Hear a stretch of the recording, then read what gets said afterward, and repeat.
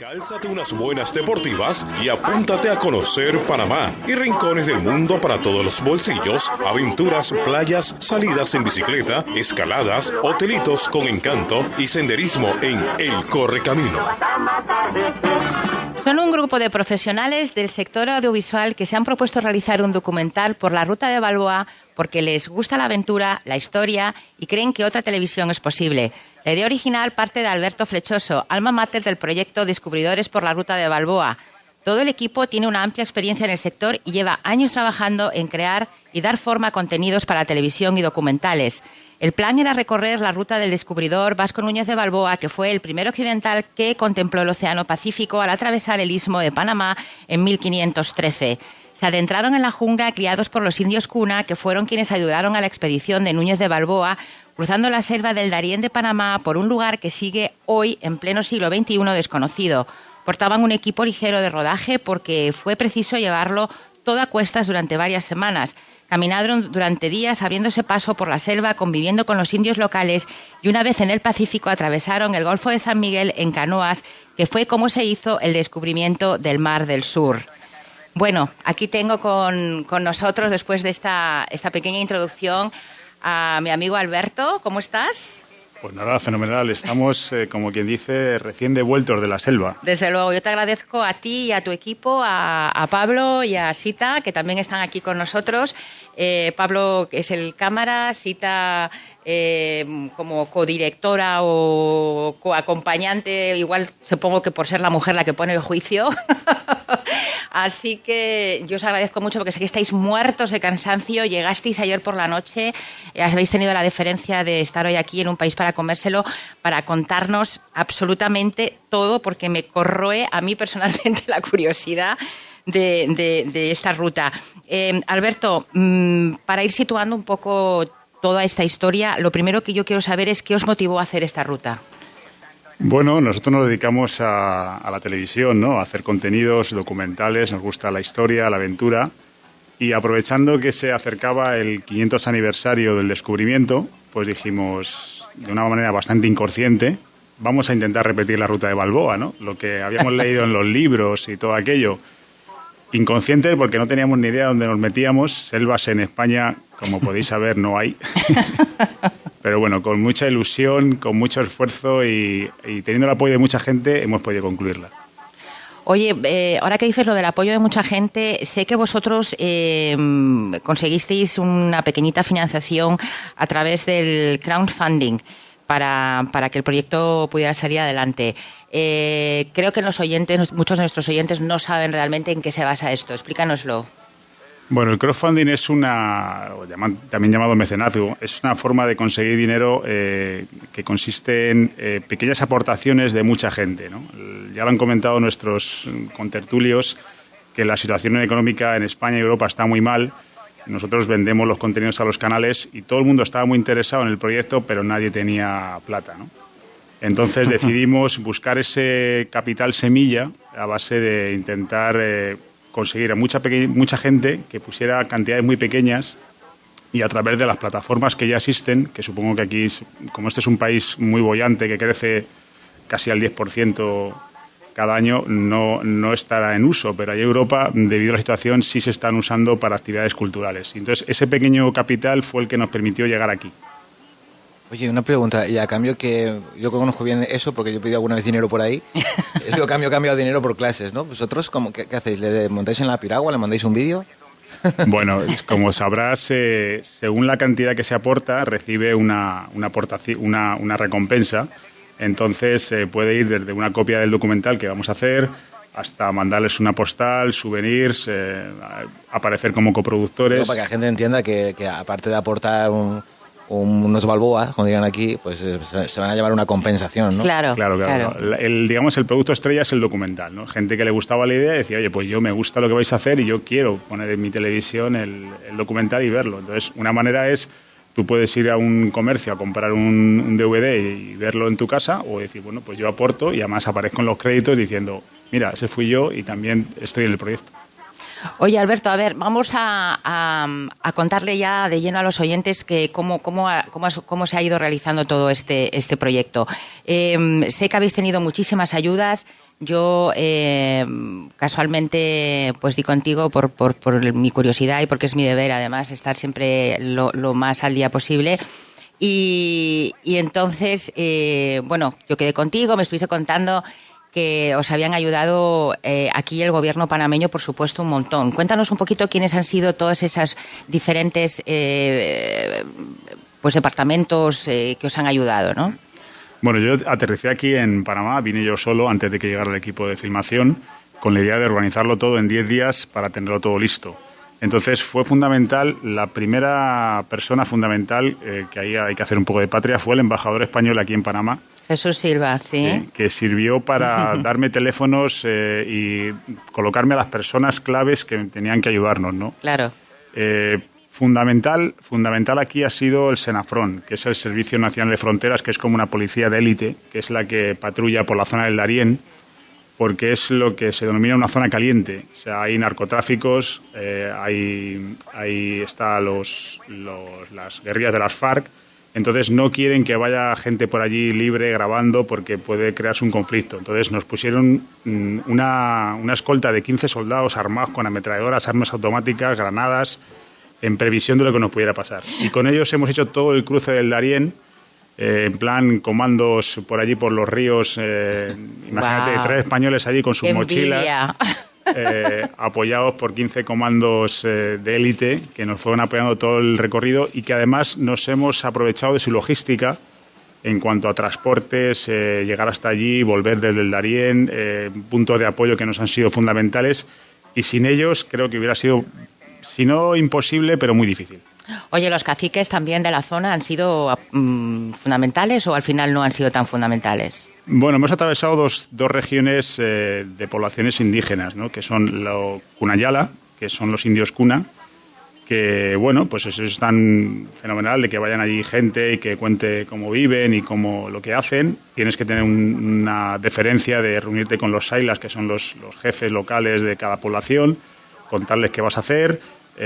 Al final hay que pagar un pequeño impuesto por estar allí y poder filmar. Ellos te proporcionan los guías y vas pasando de territorio en territorio, y cada vez que llegas a una población tienes que tener el mismo proceso de reunirte con el saila, que le cuentas lo que vas a hacer, pagar un pequeño impuesto, sobre todo en la zona de Cunayala. Luego, cuando te metes en el centro de Panamá y ya llegas a la zona del Pacífico, entras en territorio en Verá, que es un trato un poquito más distendido, ¿no? Ya no tú pagas por lo que comes o por lo que duermes, pero no tienes que pagar ese impuesto, ¿no? Sí, los cunas, la verdad es que tienen fama de ser bastante... les gusta mucho el dinero, digamos. Bueno, es lógico. Ellos ven allí. Eso es una cultura que no es de ellos, es una cultura muy occidental. Ten en cuenta que sí, el señor Ñuñoa de Balboa hizo lo suyo también. Claro, o sea, hay que pensar que ellos nos ven a todos como gringos que vienen allí y te ven como... Ellos no te miran a la cara, te ven como dólares, entonces dicen, bueno, pues si vienes aquí a nuestro territorio, pues tenemos que sacar un provecho, ¿no? Porque tú lo vas a sacar después. Oye, ¿os patrocinó alguien al final o no tuvisteis patrocinadores o cómo fue eso? Estamos en negociaciones todavía porque todo esto ha sido muy rápido y yo sé que hay intereses aquí en Panamá desde la comisión del 500 aniversario, patrocinadores, empresas privadas, y todavía estamos en gestión. Todo ha sido muy rápido y yo en apenas una semana tuve que contar qué es lo que íbamos a hacer. Sí, me consta. Y de repente nos dijeron de Senafrón, oye, que nos vamos, que hay una mejoría del tiempo, y salimos y, por supuesto, allí perdidos de la mano de Dios. Claro. Yo os aconsejo, aquí en mayo se va a hacer una Bienal de Arte y Cultura, que se está bulliendo, hablando del programa, ¿no? Y yo os aconsejo que os pongáis en contacto con ellos porque qué bien que se proyecte un documental interesante, ¿no? Una Bienal. Sí, la verdad que tengo noticias de esa Bienal y ya te digo, o sea, ahora tenemos que gestionar todo lo que hemos grabado y empezar a moverlo y contar lo que hemos hecho para intentar que tenga la máxima difusión, ¿no? Oye, ¿qué plato fuerte habéis comido en esta ruta? Pues mira, íbamos... Cuando digo fuerte me refiero a un bocadillo de jamón, ¿eh? Te interesa. Supongo que tú como especialista te interesará, pero teníamos un hándicap, y es que como estábamos en esa zona caliente en la que no podíamos hacer mucho ruido porque podíamos encontrarnos en situaciones de peligro, los propios guías que nos iban llevando van con su escopeta para ir cazando para comer, ¿no? Van cazando monos, iguanas, miles de bichos que no sabría ni nombrar, pero las fuerzas de seguridad les impidieron usar las armas por un tema de seguridad, porque pegar tiros por allí puede alertar y puede crear una situación un poco delicada. Entonces, ese recorrido, tristemente, pues no he podido degustar ningún bicho exótico que me hubiera encantado. Oye, a ver, vamos a meternos ya directamente porque, como siempre, el tiempo nos apremia y no me quiero perder ni un solo paso de vuestro trayecto, ¿no? De vuestra ruta. Bueno, llegaron tus colegas. Pablo sé que estuvo... ¿Dónde estuviste, Pablo? ¿Estuviste por ahí en un barco? Me contó que... Alberto, estoy esperando a Pablo que está en un barco. Cuéntanos qué es eso. Bueno, yo salí de España hacia América en un galeón. Dios mío. También trabajando en otro proyecto documental sobre la llegada de los españoles aquí en los galeones. Y nada, pues venía grabando también. Y me coordiné con Alberto para unirme a su equipo aquí en Panamá. Y realmente pues yo no sabía dónde venía. No sabía dónde me metía. Aprovecho que estoy contigo. Una pregunta que me resulta curiosa. ¿Te ha sido muy difícil? Porque yo supongo que tú has sido el responsable, lógicamente, de la cámara, de todo el equipo y demás. ¿Te ha sido muy difícil por la humedad, por el clima y por el peso llevar a cabo esto? O sea, ¿has sufrido o te ha sido...? Bueno, nos repartíamos los pesos. Entonces yo, por ejemplo, cargaba con la cámara, pero había parte de mi equipo que me lo cargaba Alberto. Por ejemplo, la hamaca o la comida. Entonces realmente el peso no ha sido el problema. El problema ha sido más las condiciones de trabajo. Era la humedad, el agua constante, las ópticas que se empañaban. Y ya después las condiciones en sí de la selva, del cansancio, de las marchas, de llegar y ponernos a descansar y ponernos a grabar. Ha sido complicado. Además inesperado. Ya. Y emocionante. Y los cambios estos de tiempo de luz, no es lo mismo grabar en Europa, que tenemos una luz que dura bastante, y aquí hay que pegarse unos madrugones porque a las 6 de la tarde es de noche. Claro. Bueno, aquí en la selva el tema de la luz es complicado porque hay muy poca luz. La selva cubre todo, entonces realmente no se ve apenas. ¿Tienes que trabajar entonces con flash o cómo le llamáis No, aquí? intentamos grabar en los momentos del día donde más claridad hay, o sea, a las 12 del mediodía, o en zonas de la selva que se abrían un poquito, y siempre muy justo de luz. Ya. Muy justo. Ya. Bueno, vamos a ver si por fin, ya tenemos situada a Pablo, ¿verdad? Vamos a ver cómo empezó esta aventura. Alberto, llegasteis, os levantasteis por la mañana aquí en Panamá y ya a partir de ahí te dejo que me cuentes hasta el final.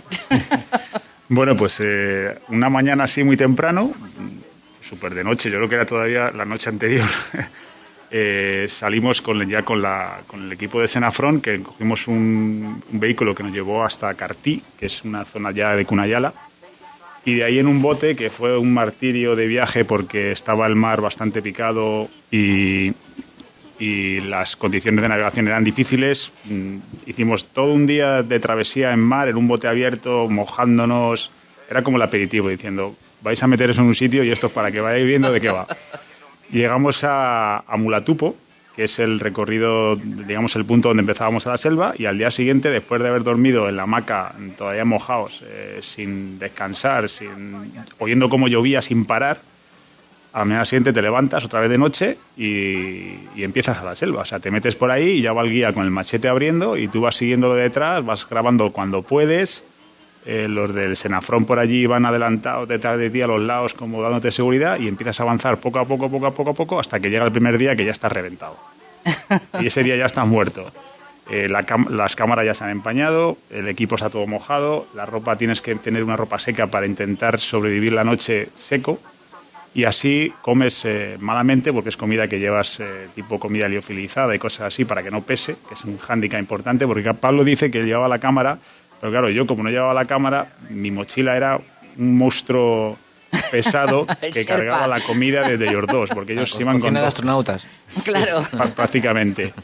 Y así llegas la primera noche, que de repente vas por la selva, todo oscuro porque no se ve nada, la poca luz que entra, y dicen, bueno, pues vamos a acampar aquí y que aquí se duerme. Y nada, pues atas la hamaca ahí entre dos palos, pones el techito para que te proteja de la lluvia y ahí te metes a dormir diciendo, bueno, aquí por lo menos estoy seco. ¿Había alguien por la noche vigilando o no? Sí, había el servicio de seguridad, hacía unas guardias que se iban turnando porque ellos han tenido casos de ataques nocturnos, ¿no? De claro. Guerrillas, sobre todo últimamente el problema es narcotraficantes que tienen esas rutas del Darién para meter pues todos sus productos, y lo hacen de noche para no ser localizado. Entonces nosotros fuimos cruzando esas rutas que vienen desde Colombia, con gente que va porteando las drogas, y tenían que tener esa seguridad de decir, bueno, que no aparezca por aquí nadie, porque van también muy armados y en grupos muy grandes. ¿Qué da más miedo? ¿El miedo conocido por las guerrillas y estas cosas, o el miedo desconocido de la noche de los sonidos que no puede asociar? Pues mira, nosotros las guerrillas nos lo contaban, nos decían los peligros que había, pero realmente no hemos visto nada. Entonces es una cosa que si no la conoces, bueno, pues te dicen, no, aquí puede pasar esto, pero no nos pasó nada. Y bueno, vamos ahí con 15 personas armadas hasta los dientes, supongo que de algo servirá, ¿no? Todas las balas que llevan. Cuando te metías en la hamaca era como tu pequeño reducto, te metías en la mosquitera y ahí decía, bueno, aquí yo oigo bichos que corren por abajo. Sé que de noche la selva es cuando más vida tiene, ¿no? Por supuesto, ruidos aéreos de pájaros, monos, infinidad, ¿no? Y estás ahí diciendo, bueno, aquí estoy aquí encerrado, yo sé que aquí no me entra ningún animal peligroso y mañana será otro día, ya veremos, ¿no? Aparte de que tenéis un cansancio que caéis, quieras o no quieras, gracias a Dios, eso es lo que también os ayuda, ¿no? Sí. Oye, una cosa, Alberto, tú me dijiste que queríais hacer la ruta exacta que hizo Balboa, o al menos la que se conoce que es la exacta, ¿no? ¿En qué te documentaste? Bueno, sobre la ruta de Balboa hay bastantes, digamos, controversia porque Balboa lo mataron sus jefes, y algo muy español. y todos sus documentos, sus diarios los eliminaron, los quemaron. Entonces, los historiadores no se han puesto todavía de acuerdo exactamente cuál es la ruta de Balboa, por dónde entró, por dónde salió, qué hizo, ¿no? Hay como documentaciones así de terceras personas que contaron, que les habían dicho. Entonces, eso hace que el territorio por el que nos movemos haya muchos posibles caminos. Nosotros hemos elegido uno basándonos en las últimas, digamos, investigaciones de historiadores modernos que, digamos, que se han metido a fondo en la investigación, los archivos en España, informaciones aquí en Panamá, para de una vez por todas decir, bueno, creemos que la ruta fue esta, ¿no? Aprovechando el 500 aniversario, han aprovechado para meterse de lleno al problema, ¿no? Nosotros hemos querido seguir la ruta íntegra y hemos evitado cualquier tipo de ayuda externa que no hubiera sido la que hubiera hecho Balboa. Ya. Oye, tengo una curiosidad, Sita. Como tú, desde el punto de vista femenino, porque claro, no sabemos si realmente cuando Balboa lo hizo, si al final había alguna mujer en esa expedición, en la original. No tenemos ni la menor idea, yo creo que no. O sea, que realmente entonces tú, desde el punto de vista femenino, ¿cómo has vivido esta experiencia? Bueno, la verdad es que la he vivido como uno más. Me han hecho sentir uno más, aunque siempre tenían un ojillo pendiente por si tenían que darme una mano o, bueno, prestarme una ayuda, llevar peso.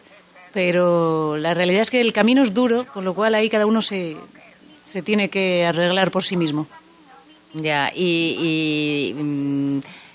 si en algún momento te fatigas más o te cansas más, o ahí no hay tutía, ahí hay que seguir, o sea, ahí no claro. hay tutía, no, esa opción no existía. No existía. No, esa era tirar para adelante y bueno, íbamos con los soldados, iban repartidos en dos grupos, con lo cual, bueno, si hubiera habido este caso, pues me podría haber ido con los de detrás, pero la verdad es que no. Oye, ¿y empezasteis un lunes día tal y acabasteis un martes día qué? Pues no lo sé porque no tengo ni idea ni de qué día soy. Bueno, creo que es sábado porque estamos aquí en la radio. Sábado 16. Pero si te digo la verdad, en la selva pierdes el concepto de los días, del tiempo, de la hora, totalmente. Creo que hemos estado 10 días, no ha llegado. 10 días, bueno, Balboa lo hizo en 11, creo, ¿no? Sí, Balboa lo hizo en 11. Nosotros hemos sido un poquito más deportistas y le hemos mejorado su marca. Bueno, Sita, que no lo ha contado, era como la pequeña reina de la expedición. ¿No? Bien, era la pequeña Anayansi, claro, ¿no? imaginaos allí con 18 hombres allí perdidos Madre en la mía. selva, llenos de barro, suciedad y embravecidos por las circunstancias, pues Sita era como nuestra pequeña princesita. Perdona, era el mismo barro que llevaba yo, el mismo cansancio, los mismos arañazos y las mismas picaduras, así que de eso nada. Bueno, continuemos, Alberto, que nos has dejado ahí a mitad metido en la hamaca, no sé qué tal. Bueno, ¿cómo transcurrieron los siguientes días? Pues nada, la selva al final se hace muy repetitiva, porque como vas metido ahí en esa foresta tan salvaje, con ese pisar de medio barro, hojas en putrefacción, animales a los lados, insectos de todos tipos, colores, formas, tamaños y calidades, Eso Sita te contará y te hará la lista. Yo ya ni preguntaba de lo que era. Sita te hará la lista de todos los tipos de bichos que nos han picado y los medicamentos que hemos tomado, si sirven para algo. Y entonces vas avanzando los días, te das cuenta de que va cambiando el paisaje, porque primero subimos una cordillera, que es la cordillera de San Blas, la que mira al Caribe. Sube la cordillera, que eso fue lo más duro, subir la cordillera por rampas muy embarradas, porque no para de llover, o sea, es una lluvia constante. Y de repente empiezas a bajar, cambias los ríos en los que tienes que bajar, que siempre aprovechas los ríos, y vas llegando a poblados que van siendo un poquito diferentes, ¿no? Ese territorio todavía era cuna, pero vas notando la diferencia, ¿no? del territorio. Y sobre todo se va transformando en algo un poquito más seco. Pequeños detalles, ¿no? Que eso ha hecho que digamos que haya sido lo más duro al principio y haya ido mejorando poco a poco, ¿no? Al final se te va aligerando la mochila, sobre todo la mía, que la llevaba la comida. Claro. Porque te la vas comiendo. Yo tengo una curiosidad porque cuando se hablan de expediciones largas, por ejemplo el Karakorum, ¿no? Que es la que yo eso lo conozco, cuando vas haciendo el recorrido, desgraciadamente ves que es un recorrido que ya ha hecho mucha gente o que lo ha hecho alguna gente y no es tan ecológico como debería de ser. ¿Habéis encontrado en ese recorrido que habéis hecho de punta a punta partes de la selva que no haya sido tan selva y haya sido como mucho más occidental? Hay una transición que es muy clara, que es cuando llegas a la zona del centro del istmo, que es cuando empieza la zona de los potreros, que es lo que llamamos pastos, y la zona deforestada de los madereros. Entonces, de repente, la selva es todo salvaje, es la primaria y estuvimos como 3 días, 4 de naturaleza salvaje total, en el que ni siquiera los caminos se han definido, los recorren los indios y tienen que ir con el machete, y ahí está como hace 500 años, o 1000 o 2000 o lo que sea. Pero de repente, cuando te vas acercando al centro, empiezas a notar que va cambiando, porque ya los árboles milenarios, estos gigantes exóticos, empiezan a desaparecer porque ya hay incursiones de los madereros, hasta que de repente el camino indefinido que sigue se convierte en una pista, en un camino de vehículos, que son los que utilizan los madereros. A partir de ahí empieza a cambiar. Vas avanzando y el bosque primario empieza a desaparecer. Empiezan a desaparecer los árboles y de repente empiezas a ver todo terreno por allí, 4x4, que son los colonos que van entrando y van devorando la selva. Venía con nosotros un personaje que ha sido muy fundamental, que ha sido Luis Puleyo, que es un especialista en selvas. Aquí es un señor con muchísima experiencia en Panamá, en supervivencia y en conocimiento de la selva, y él nos contaba cómo ha vivido estos últimos 40, 50 años el deterioro de la selva, cómo va desapareciendo. Los propios indios se benefician de eso, porque venden la madera a estas empresas, pero lo triste es que no hemos visto ninguna zona de repoblación. O sea, la selva se va digamos, reduciendo a base de mordiscos que van notando cómo van. Que no le pasen como a los vascuences, entonces. Sí. Oye, y ya, bueno, llegáis, me causa mucha curiosidad cuando llegáis. Todos tenemos en la mente, ¿no?, la gesta de Balboa cuando llegó, de repente vio en ese punto adecuado ese mar, ¿no? Y suponemos que clavó la bandera, ¿no? ¿Vosotros cómo habéis vivido ese final, ¿no? Bueno, ese llegar ahí. Para empezar, ese punto adecuado no existe como tal. O sea, tampoco están de acuerdo cuál fue el cerro o montaña que subió y vio el mar. Cuando llegas allí te das cuenta de las dimensiones tan enormes que tiene el Golfo San Miguel, y llegas a un alto y no ves el Pacífico como si te asomaras a un acantilado y vieras el Pacífico azul, allí un mar enorme. ¿Qué va? O sea, lo que ves son las salidas de los ríos que llegan al Golfo San Miguel. Entonces te llevas una pequeña decepción pensando que vienes con la idea preconcebida de llegas y ves el mar abierto ahí, precioso, mira el mar, ya he llegado. ¿Qué va? No existe tal. Te das cuenta que lo que vio Balboa, que es lo que estás viendo tú, es como ramas de ríos que llegan a un golfo más grande, que es un mar de islas, ríos, manglares. Y Balboa tardó un mes entero en recorrer todo ese área y salía al mar, salía a mar abierto. Entonces nosotros nos hemos estado por ahí varios días navegando, recorriendo el lugar. Claro, hoy en día hay cartografía, hay GPS, hay de todo, y sabemos dónde tenemos que ir. Pero no es esa llegada apoteósica de decir, llego, veo y clavo aquí mi pica y aquí soy yo, ¿no? Que va, no existe. O sea, que todavía le podemos dar más mérito al descubrimiento, porque esa idea preconcebida que tenemos es la que hemos visto en los libros, ¿no? Claro, hombre, y te lo dibujan un poco así de, aquí llego yo, y veo el mar, ¿no? Claro, hombre, Balboa siempre fue guiado por los indios, que son fundamentales. Nosotros hemos tenido que ir guiados por ellos, y no por allí nadie podría andar, es impensable. Y le iban llevando y diciendo, ¿quiero ver el mar? Digo, sí, pues mira, sube aquí, que aquí vas a ver algo que se parece al mar. Y la bajaban a una playa y decían, no, pero que esto todavía es agua dulce. Y sí, pero espérate, porque cuando cambie la marea es salada. O sea, todavía es un territorio de transición y tardó mucho con los indios navegando en salir al mar. Oye, una curiosidad más. Se cuenta la leyenda que los indios tienen la cabeza de Balboa. ¿Tú te han contado algo? ¿Has sabido al final algo o no ha salido ese tema a relucir? Bueno, yo cabezas por allí no he visto ninguna. Cabezas, las nuestras llenas de garrapatas que nos hemos quitado unos con otros, ¿no? No, eso forma parte del mito Balboa, que se ha creado la figura como Anayansi, que tampoco existió, ¿no? O sea, eso es un intento de digamos, vamos a decir, de hacerle como Balboa como más menos conquistador al uso e intentar hacerlo como más benévolo. Esa es un poco la idea del mito de Balboa, pero Balboa pues era un conquistador como muchos otros que quería su gloria. Tuvo conflicto con los indios, mató indios y los mismos indios que hemos ido conociendo, los Ailas te lo hacen recordar. Es que los españoles llegasteis aquí a conquistar, nos matasteis, y es la realidad. O sea, la historia está ahí y no se puede cambiar, ¿no? Quizá este documental queremos que sirva para una revisión del personaje y superar esa idea que tenemos en España y también aquí en Panamá del mito Balboa, del héroe, y hacer un personaje más real de su tiempo, ¿no? Sita me contaba que nosotros hemos sido conquistadores, pero de amistad, ¿no? Hemos conquistado muchos amigos, muchas experiencias, y eso ha sido lo más positivo, ¿no? Ya, o sea que realmente tuvisteis ocasión de hablar con los indios y os dieron su visión un poco todavía de la época de la historia. Ellos sí saben perfectamente quién era Balboa y ¿tendrá alguna opinión sobre el hecho? Claro, o sea, los indios no tienen escuelas y tienen móviles, internet en sus ya, aldeas, sí, los he visto. O sea, el progreso ha llegado y saben y conocen su historia. Por supuesto, nosotros, como les contábamos lo que estábamos haciendo al sacar las cámaras, y ellos decían, españoles, que aprovechaban para decirte tú, pues mira, los conquistadores aquellos, y yo decía, bueno, esto fue hace 500 años, la historia es la que hay y tenemos que superarla, ¿no? O sea, en 500 años han pasado muchas cosas, ¿no? La misma historia de España, nos han invadido 4 o 5 veces después, o sea... Sí, al final todos los pueblos importantes, lo que hemos hecho en realidad ha sido intercambiar, ¿no? Nuestras culturas. Bueno, el tiempo, desgraciadamente, se nos va. Me queda un minuto para que... Bueno, pues para que me resumas un poco, si se te queda algo en el tintero, si tienes alguna anécdota interesante de contarnos. Vosotros sois los que habéis estado ahí, habéis sido y sois los protagonistas, así que si hay algo divertido que nos puedas contar, alguna anécdota, alguna cosa que debamos saber, ahora es el momento.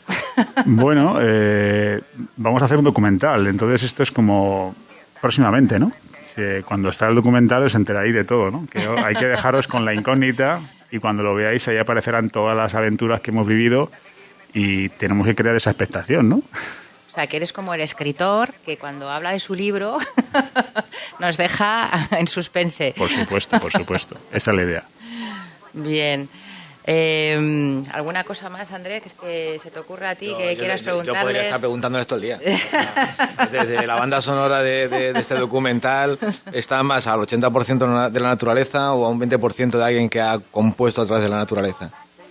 Bueno, chicos, pues lo dicho, muchas gracias Pablo, Sita, Alberto, Héctor, Andrés. Muchas gracias a Carlos, que estaba al otro lado ayudándome con Un país para comérselo, y como en los cuentos, que sean felices y coman perdices. Ten la seguridad que se trata de mí. Y si intenta seguirme te va a anochecer. Pues ni enteros soy. Radio Panamá a nivel nacional. Capital de Panamá y las playas. 94.5. Toda provincia centrales. 104.5 FM. Chiriquí. Sintonízanos en los 105.7 FM. Bocas del Toro. 97.1 FM. Darién. 640